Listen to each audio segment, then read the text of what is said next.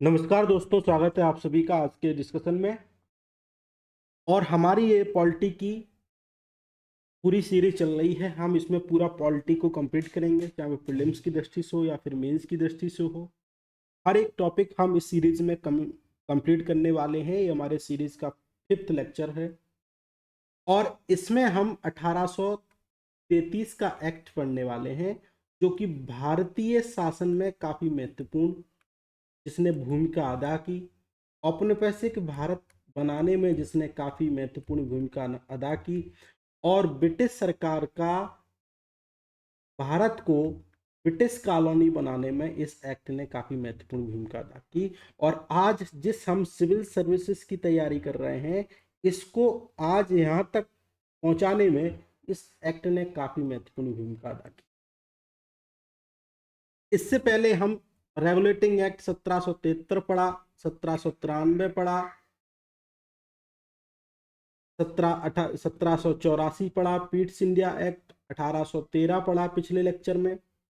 और अब हम पढ़ने वाले हैं 1833। ये काफ़ी महत्वपूर्ण एक्ट रहने वाला है और यहाँ से काफ़ी प्रश्न बनते हैं। इस बार ही यूपीएससी में प्रश्न आया था कि किस एक्ट के तहत गवर्नर जनरल ऑफ बंगाल को गवर्नर जनरल ऑफ इंडिया कहा गया। ये यूपीएससी 2023 प्रीलिम्स का प्रश्न है। तो हमको याद रखना है 1833 के एक्ट के तहत गवर्नर जनरल ऑफ इंडिया नाम दिया गया गवर्नर जनरल ऑफ बंगाल। ठीक है, इस बात को समझेंगे। तो इस सारी बातों को समझने से पहले हमको समझना है कि ये एक्ट लाने से पहले बैकग्राउंड में क्या चल रहा था। तो हम इस बात को समझें तो बैकग्राउंड में सबसे पहली बात ये चल रही थी, जैसे हमने पिछले लेक्चर में पढ़ा 1813 के एक्ट में, कि नेपोलियन ने कंटिनेंटल सिस्टम लेके आए और जिसके कारण जो ब्रिटिश वस्तुएं थी वो यूरोप की कंट्री में एक्सपोर्ट करना उनके लिए मुश्किल हो गया। तो ब्रिटिश के लोगों ने कहा, उद्योगपतियों ने कहा कि क्यों ना हम इसको एशियन कंट्री में एक्सपोर्ट करें। और लेजिस फेयर की जो पॉलिसी, जैसे कि हमने पिछले लेक्चर में पढ़ा, एडम स्मिथ लेके आए, मतलब कि ओपन ट्रेड की पॉलिसी लेके आए। इसका मतलब है कोई भी किसी भी ट्रेड पर कोई भी कंडीशंस नहीं होना चाहिए, कोई भी रिस्ट्रिक्शंस नहीं होना चाहिए। ऐसी बात ब्रिटिश ऐसी बात यूरोप में चल रही थी। इसी का फायदा उठाते हुए उन्होंने कहा कि हम एशियन कंट्री में लेके आएंगे और एशियन कंट्री में से ही एक हमारा भारत देश था जहाँ पे उन्होंने अपनी वस्तुओं को एक्सपोर्ट करना चालू कर। और गवर्नमेंट का एटीट्यूड ये हो गया कि इंडस्ट्रियल इंटरप्राइज के रूप में गवर्नमेंट काम करने लगी। इसके पीछे जो अवधारणा चल रही थी वो क्या, इंडस्ट्रियल रिवोल्यूशन, मतलब कि औद्योगिक क्रांति। अब औद्योगिक क्रांति चल रही है तो इससे कुछ अधिक वस्तुओं का प्रोडक्शन होगा और वस्तुओं का जब प्रोडक्शन होगा तो माइंडसेट क्या होगा गवर्नमेंट का कि अधिक से अधिक एक्सपोर्ट कर सकें। तो यूरोप में तो हम अधिक से अधिक एक्सपोर्ट नहीं कर पाएंगे, तो कहाँ कर पाएंगे, एशियन कंट्री में। यूरोप में क्यों नहीं कर पाएंगे, क्योंकि वहाँ पे नेपोलियन थे, मतलब कि कंटिनेंटल सिस्टम था। कंटिनेंटल सिस्टम का मतलब है या तो आप फ्रांस पे डिपेंडेंट हैं या आप फ्रांस के एलाई हैं, तो वही देश वहाँ पे यूरोप की कंट्री में अपनी वस्तुओं को एक्सपोर्ट कर पा रहे थे। और ब्रिटेन क्या था, फ्रांस को ना तो फ्रांस पे डिपेंडेंट था ना तो फ्रांस का एलाई था। और दूसरी तरफ ये हुआ कि ब्रिटेन में लिबरल मूवमेंट आया, मतलब कि उदारवादी तरह का एक मूवमेंट आया, आंदोलन आया। उन्होंने कहा लोगों का कल्याण करो, तो इस रिफॉर्म एक्ट 1832 ब्रिटेन में आया। ठीक है, तो इन सभी के कारण ब्रिटिश गवर्नमेंट ने एक एक्ट लेके आई जिसका नाम था चार्टर एक्ट 1800। तो जो मुक्त व्यापार की, फ्री ट्रेड की जो अवधारणा हमको देखने को मिलती है, जो भारत में हर एक व्यक्ति ब्रिटेन के आके क्या करने लगा, ट्रेड करने लगा। अब जो ईस्ट इंडिया कंपनी थी उसकी मोनोपोली खत्म हो गई, तो हर एक व्यक्ति अब क्या करने लगा, ट्रेड करने लगा। इसी को हम बोलते हैं फ्री ट्रेड की जो नीति आई ब्रिटिश गवर्नमेंट की भारत में, जो इसी एक्ट के तहत हमको देखने को मिलती है। ठीक है, तो जो बैकग्राउंड में सारी चीजें चल रही, 1813 में कम था लेकिन 1833 में उसको बढ़ा दिया गया। Free trade. ठीक है, बात आ गई समझ। इसके पीछे कौन कौन से कारण थे? कंटिनेंटल सिस्टम था, लेजिस्फेयर पॉलिसी थी, इंडस्ट्रियल रिवोल्यूशन माइंडसेट था, लिबरल मूवमेंट था। तो इस सभी के कारण क्या हुआ? 1813 का एक्ट, 1833 का एक्ट। ठीक है, अब हमको पढ़ना है कि 1833 के एक्ट में क्या क्या था। इस एक्ट को सेंट हेलेना एक्ट 1833 भी बोलते हैं, गवर्नमेंट ऑफ इंडिया एक्ट 1833 भी बोलते हैं। सेंट हेलेना एक्ट क्यों बोलते हैं? क्योंकि एक साउथ अटलांटिक में एक टेरिटरी थी, मतलब कि एक आइसलैंड था, जिसको ब्रिटिश क्राउन को ट्रांसफर किया गया था, इसलिए इसको क्या बोलते हैं? सेंट हेलेना एक्ट 1833 भी बोलते हैं। ठीक है, इस बात को आप ध्यान रखें। तो आपसे अगर पूछा जाएगा कि सेंट हेलेना एक्ट 1833 कौन सा है, तो आप बता देंगे 1833 का एक्ट। जो यूपीएससी प्रीलिम्स 2023 में प्रश्न आया वो ये वाला था। इस एक्ट में पहला प्रावधान किया गया, इससे पहले गवर्नर जनरल ऑफ बंगाल हुआ करते थे, लेकिन अब इसका नाम चेंज करके क्या कर दिया? गवर्नर जनरल ऑफ इंडिया कर दिया। और इनको एक्सक्लूसिव लेजिस्लेटिव पावर दे दी गई, मतलब कि विधायी शक्तियां इनको गवर्नर जनरल को दे दी गई। और पहले गवर्नर जनरल कौन थे? Lord William Bentinck. और लॉर्ड विलियम बेंटिक किस पे बात करते थे? सुधारवाद पे बात करते थे, मतलब कि लिबरल पे बात करते थे, लोगों के कल्याण की बात करते थे। भले ही उनके कल्याण के पीछे ब्रिटिश हित हों, औपनिवेशिक हित हों, लेकिन वो किसकी बात करते थे? लोगों की कल्याण की बात करते थे। ठीक है, और इसके साथ साथ गवर्नर जनरल ऑफ इंडिया को सिविल और मिलिट्री पावर दे दी गई। और इससे पहले जो आपका बॉम्बे और मद्रास की जो लेजिस्लेटिव पावर थी, पहले उनको कुछ पावर दी गई थी, लेकिन इस एक्ट के तहत वो जितनी भी पावर उनको दी गई वो क्या हो गई? लॉस्ट हो गई।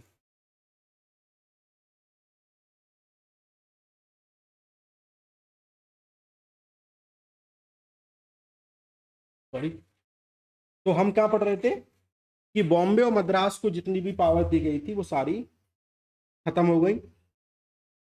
गवर्नर जनरल काउंसिलिंग को, member of governor general counselling थी। पीट्स इंडिया एक्ट 1784 के तहत 4 मेंबर थे, बाद में इसको 3 कर दिया गया, लेकिन इस एक्ट के तहत उनकी संख्या 4 कर दी गई। लेकिन जो 4th मेंबर था उसको बहुत कम पावर हमको देखने को मिली। ठीक है, इस बात को ध्यान रखेंगे।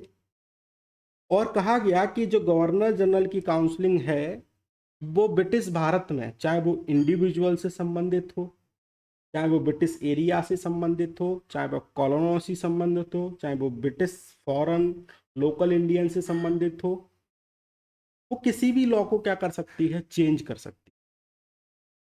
ऐसा गवर्नर जनरल की काउंसलिंग के बारे में कहा गया। और गवर्नर जनरल की काउंसलिंग को अब 1833 के एक्ट के तहत क्या बोल दिया गया? इंडिया की काउंसलिंग बोल दिया गया। और गवर्नर जनरल के ऑफिस को गवर्नमेंट ऑफ इंडिया बोल दिया। इतनी बात क्लियर? कहने का मतलब है कि सब कुछ आप क्या करेंगे? गवर्नमेंट ऑफ इंडिया हम करने वाले हैं, मतलब कि गवर्नर जनरल काउंसलिंग कुछ नहीं है, गवर्नमेंट ऑफ इंडिया है। उसके जितने भी निर्णय हैं, लेजिस्लेटिव निर्णय हैं, वो कौन लेगा? गवर्नर जनरल लेगा। गवर्नर जनरल का डिसीजन लेने का मतलब है कि गवर्नमेंट ऑफ इंडिया का डिसीजन। ठीक है, ये हमने समझा। दूसरा, ईस्ट इंडिया कंपनी थी, पहले वो कॉमर्शियल बॉडी थी, ट्रेड वगैरह करती थी। जैसा कि हमने समझा कि फ्री ट्रेड की पॉलिसी आई। अगर फ्री ट्रेड की पॉलिसी आई तो हर एक व्यक्ति भारत में आके क्या करेगा? ब्रिटेन का ट्रेड करेगा। अगर ट्रेड करेगा और कहीं इसको अगर कॉमर्शियल बॉडी हमने बनाए रखा तो क्या होगा? इन दोनों में कन्फ्लिक्ट होगा। तो उन्होंने कहा कि 1833 के एक्ट के तहत जो ईस्ट इंडिया कंपनी है उसकी कॉमर्शियल बॉडी का जो उसको दर्जा दिया गया था वो क्या हो गया? खत्म हो गया।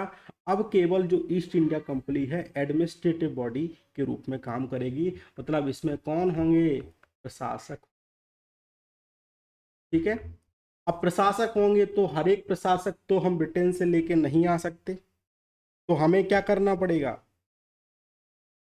सिविल सर्विस एग्जाम को लाना पड़ेगा, जो किसके आधार पर हो, मेरिट के आधार पर। तो इसी के तहत एक एग्जाम लेने की बात हुई जिसको बोलते हैं कॉम्पिटिटिव सिविल सर्विस एग्जाम, ठीक है। और कंपनी की जितनी भी टेरिटरी थी वो in the trust for his majesty his heir and successor, मतलब कि जो ब्रिटेन के राजा महाराजा थे या रानी राजा थे, उनके कंपनी की जितनी भी टेरिटरी हैं उनके नाम से जानी जाएंगी, और आने वाले सक्सेसर होंगे वो ही के नाम से जानी जाएंगे, ठीक है। ये बात समझ गए। सिविल सर्विस जैसे मैंने आपको अभी बताया कि ओपन कंपटीशन सिविल सर्विस के लिए लाने की बात की गई, और मेरिट के आधार पर इसको लाने की बात की गई, क्योंकि एक मैकाले रिपोर्ट, लॉर्ड मैकाले की रिपोर्ट 1854 में प्रेषित हुई। उन्होंने कहा कि हमको जो अगर सिविल सर्विस लेके आना है तो हमको किसके आधार पर लाएंगे, मेरिट मतलब की योग्यता क्या, इस पे लाने की बात की गई। और कहा गया कि इंडियन को हम एनी प्लेस ऑफिस एम्प्लॉयमेंट के अंडर द कंपनी के आधार पर वंचित नहीं कर सकते, वो भी इसके हकदार हैं। ये तो सब फालतू की बातें थी। अब ये क्यों लाया गया, क्योंकि हमको अपने प्रशासनिक हित पूरे करने थे, कुछ प्रशासनिक लोग हमको चाहिए। तो वो कहाँ से आएंगे, कुछ भारत से आएंगे, और भारत में कहाँ से आएंगे, जो जमींदार वर्ग के लोग थे वो आएंगे।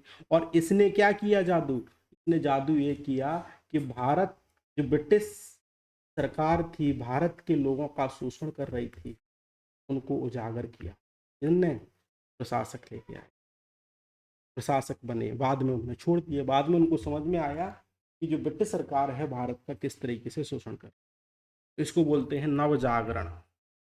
भारत में जागरण की रात आई, किन्होंने, जो उदारवादी दल के व्यक्ति थे, और इन्होंने ही क्या किया, सिविल सर्विस का एग्जाम क्वालिफाई किया, और इन्होंने ही जो ब्रिटिश सरकार की नीतियों को उजागर किया, आर्थिक शोषण को उजागर किया, ठीक है।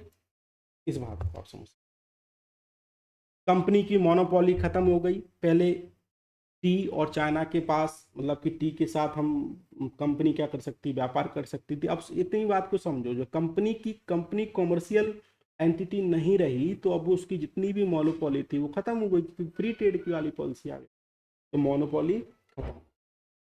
कोई भी व्यक्ति एक्ट के तहत इंडिया में सेटल हो सकता, फ्रीली रूप से घूम सकता था। स्लेवरी को, मतलब कि दास्ता को ख़त्म करने की बात की गई 1833 के एक्ट में, लेकिन ये नहीं हुआ। लेकिन 1843 के एक्ट में इसको ख़त्म किया गया, लेकिन ख़त्म 1833 के एक्ट में नहीं हुआ, ख़त्म करने की बात इसमें की गई थी। 1833 में लॉ कमीशन को इस्टेब्लिशमेंट किया गया, जिसके पहले चेयरमैन लॉर्ड मैकाले थे। उन्होंने जितने भी टाइप के लॉ थे उनको कोडिफाई किया, मतलब कि संहिताकरण किया।